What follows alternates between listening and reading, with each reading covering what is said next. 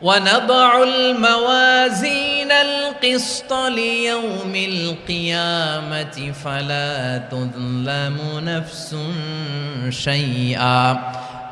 আমি কিয়ামতের দিন ন্যায়পরায়ণতার মানদণ্ড স্থাপন করব, যেটাকে আমরা মিজানের পাল্লা বলি। আল্লাহ বলেন ন্যায় বিচারের মানদণ্ড কিয়ামতের ময়দানে আমি আল্লাহ স্থাপন করব। সেদিন কারো প্রতি বিন্দু পরিমাণ, এক চুল পরিমাণ অবিচার করা হবে না, কোনো অবিচার করা হবে না। সেদিন সুশাসন হবে, সুবিচার হবে, ন্যায় পরায়ণতার সাথে বিচার হবে। আওয়াজ করে পড়েন আল্লাহু আকবার। তাহলে প্রিয় ভাইরা, যে তিনটি বিষয়ে আল্লাহ তাআলা আমাদেরকে আদেশ দিয়েছেন, তার প্রথমটা হচ্ছে আদালত, ইনসাফ, সুবিচার, ন্যায় বিচার। এটা আমরা চাই কি চাই না? বিশ্বনবী ন্যায় বিচার, ন্যায় পরায়ণতা, সুশাসন প্রতিষ্ঠিত করেন কি করেন নাই? আপনারা বিশ্বনবীর সিরাত যারা পড়েছেন, আপনি দেখবেন বিশ্বনবীর সিরাতের পরতে পরতে, বাঁকে বাঁকে, সিরাতের বাঁকে বাঁকে এই আদালতের নমুনা মেলে। সুবহানাল্লাহ বলেন। ছোট্ট একটা নমুনা রাসূল সাল্লাল্লাহু আলাইহি ওয়াসাল্লামের আসসিরা আল আতরা থেকে ছোট্ট একটা নমুনা আপনাদের খেদমতে এখানে উপস্থাপন করি। বিশ্বনবী সাল্লাল্লাহু আলাইহি ওয়াসাল্লাম মক্কা বিজয় করলেন ৮ম হিজরিতে।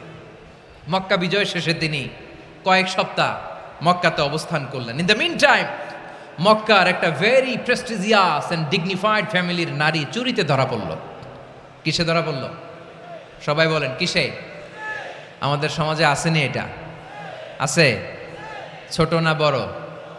হ্যাঁ, হিসাব করে শেষ করা যায় না। ৩.৫ লাখ কোটি টাকা নাই উন্নয়ন প্রকল্পের নামে। উন্নয়ন প্রকল্পের নামে ৩.৫ লাখ কোটি টাকা নাই।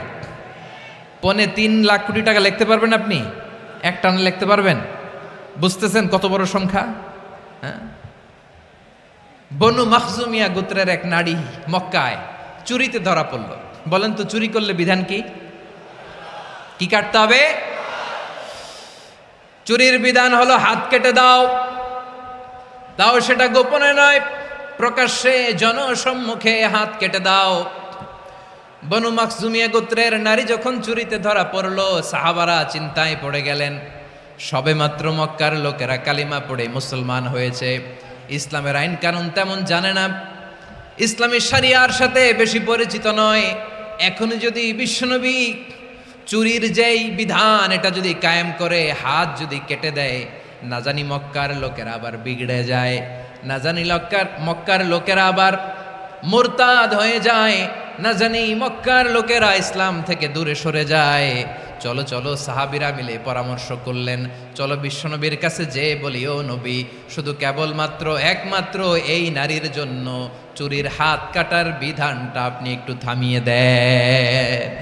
চুরির হাত কাটার যে বিধান এইখানে একটু রহিত করে দেন, বাকিগুলা কইরেন মদিনাতে যে চলবে, কিন্তু মক্কায় এবারের জন্য মাফ করে দেন। কিন্তু কে বলবে? এই যে পরামর্শ, সাজেশন, এটা কে দিবে বিশ্বনবীর কাছে? সাহাবারা চিন্তায় পড়ে গেলেন।